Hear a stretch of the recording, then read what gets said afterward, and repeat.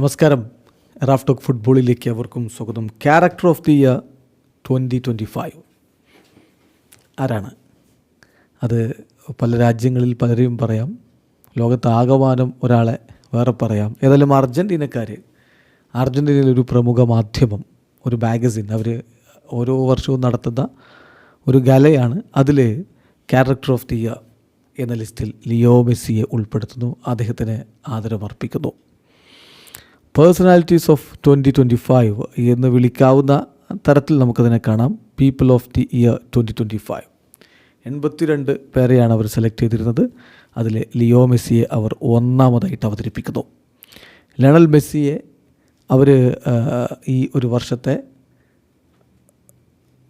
Character of 2025 എന്ന രൂപത്തിൽ അവതരിപ്പിക്കാൻ 3 കാരണങ്ങളാണ് പ്രധാനമായിട്ടും പറയുന്നത്. ഒന്ന്, അദ്ദേഹം ഗ്രേറ്റസ്റ്റ് പ്ലെയർ ഇൻ ഫുട്ബോൾ ഹിസ്റ്ററിയാണ്.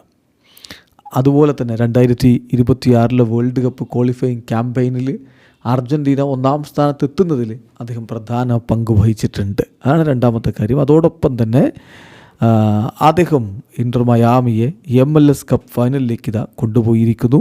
പുതിയ റെക്കോർഡ് അവിടെ കുറിച്ചിരിക്കുകയാണ്. അതായത് ഏറ്റവും അധികം അസിസ്റ്റുകൾ, ഫുട്ബോൾ ചരിത്രത്തിൽ ഏറ്റവും അധികം അസിസ്റ്റുകൾ നേടിയ താരമെന്ന റെക്കോർഡിലേക്കും അദ്ദേഹം കടന്നുപോയിരിക്കുന്നു. ഈ കാര്യങ്ങൾ എടുത്തു പറഞ്ഞുകൊണ്ടാണ് അദ്ദേഹത്തെ ഇപ്പോൾ ഈ ഒരു ആദരത്തിലേക്ക് അവർ എത്തിച്ചിരിക്കുന്നത്. അങ്ങനെയാണ് അദ്ദേഹത്തെ അവർ സെലക്ട് ചെയ്തിരിക്കുന്നത്. വിശദമായിട്ട് ഈ ഒരു അവാർഡിനെ കുറിച്ച് നമ്മൾ പറയുകയാണെങ്കിൽ, ഇത് അവാർഡ് എന്നതിനപ്പുറം ഇതൊരു ഹോണറാണ് എന്ന് പറയുമ്പോൾ, റിവിസ്റ്റ ജെൻഡെ ഇത് അർജൻറ്റീനയിലെ one of the oldest and most famous മാഗസിനാണ്. അവിടുത്തെ ഏറ്റവും പഴക്കം ചെന്നതും അതുപോലെ തന്നെ ഏറ്റവും അധികം ഫേമസുമായിട്ടുള്ള മാഗസിനാണ്. അതിൽ അവരെല്ലാ വർഷവും ഒരു ഗാല നടത്താറുണ്ട്. അതായത് ഈ ഒരു പ്രസ്റ്റീജിയസ് ഗാല ഇവൻറ്റിൽ അവർ കുറച്ച് പേഴ്സണാലിറ്റീസിന്, ആ വർഷം അവിടെ വലിയ ഇൻഫ്ലുവൻസ് ഉണ്ടാക്കിയിട്ടുള്ള പേഴ്സണാലിറ്റീസിനെ തിരഞ്ഞെടുക്കും. എന്നിട്ട് അവർ ഈ ഒരു പ്രോഗ്രാം അവതരിപ്പിക്കുകയാണ് ചെയ്യാറുള്ളത്. അപ്പോൾ അതിലാണ് ഇങ്ങനെയുള്ള ഒരു അവാർഡ് ലിയോ മെസ്സിക്ക് ലഭിച്ചിരിക്കുന്നത്. Personalities of the year 2025 by Revista Gente. അതിൽ ലിയോ മെസ്സിയും ഉൾപ്പെടുന്നു. അപ്പോൾ ഇതിൽ ലിയോ മെസ്സിക്ക് ഈ ഗലയിൽ ഇന്നലെ പങ്കെടുക്കാൻ പറ്റിയില്ല. കാരണം അദ്ദേഹത്തിന് മറ്റ് കമ്മിറ്റ്മെൻറ്റ്സ് ഉണ്ടായിരുന്നു. ഇൻ്റർ മയാമിക്കൊപ്പമാണ് അദ്ദേഹം ഉള്ളത്.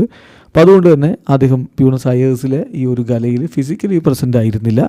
എന്നാൽ അദ്ദേഹത്തിൻ്റെ ചിത്രമൊക്കെ പ്രദർശിപ്പിക്കുകയും മറ്റു കാര്യങ്ങൾ ആ ഒരു രൂപത്തിൽ അവതരിപ്പിക്കുകയുമാണ് ഉണ്ടായിട്ടുള്ളത്. എന്തായാലും ലിയോ മെസ്സിയെ ഒരിക്കൽ കൂടി പേഴ്സണാലിറ്റീസ് ഓഫ് ദി ഇയറിൽ ഉൾപ്പെടുത്തിയിരിക്കുന്നു. വീഡിയോ അവസാനിക്കുന്ന ഫുട്ബോൾ ലോകത്തെ കൂടുതൽ വിശേഷങ്ങളുമായി റാഫ് ടോക്സിൽ എത്താം.